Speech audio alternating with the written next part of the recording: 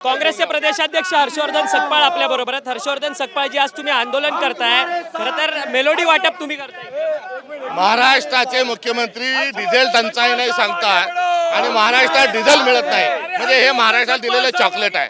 Number 2, आज शेतकरी हवाल दिलाय, शेतमालाला भाव नाही, पेट्रोल मिळत नाही, सिलेंडर मिळत नाही आणि अशा परिस्थितीत खोटं न बोलता दिल्लीला गेलेले हात हलवत आणू नका, चॉकलेट दिल्लीवर आणू नका, विशेष पॅकेज आणा आणि सगळ्या समस्या सोडवा। खरं तर एकीकडे हे सरकार विधान परिषदेच्या निवडणुकीमध्ये मशगूल आहे का, काय तुम्हाला काय वाटतं? हे सरकार घोडे बाजारात लागलेलं आहे, त्यांना काही समस्याशी देणं घेणं नाही। आपले माणसं कसे निवडून येता येतील, पैसे कसे वाटले जातील, याच मध्ये या घोडे बाजारामध्ये सगळे व्यस्त आहे। खरं तर पण तुमच्या काँग्रेसच्या नगरसेवकांना नेलेलं आहे, परंतु त्यांना आमिष दाखवली जातात सगळीकडे। 10 लाख ते 15 लाख 20 लाख असा घोडे बाजाराचा भाव ठरतोय आणि त्याकरता नगरसेवकांना उचललं जात आहे। लोकशाहीमध्ये अशा पद्धतीनं नगरसेवक उचलणं, पैसे देणं आमिषच नव्हे, हे म्हणजे लोकशाही डोबवण्याचं कारस्थान भारतीय जनता पक्षाचं आहे।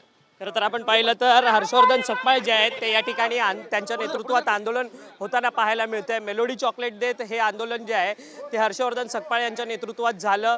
सातत्यानं कुठेतरी आमिष देण्याचं काम जे आहे ते सरकारच्या माध्यमातून होतं, असा थेट आरोप जो आहे तो हर्षवर्धन सकपाळ यांनी आपल्याशी बोलताना व्यक्त केलेला आहे। व्हिडिओ जर्नलिस्ट हा हरीश अक्षय मंगणे, TV9 मराठी, मुंबई।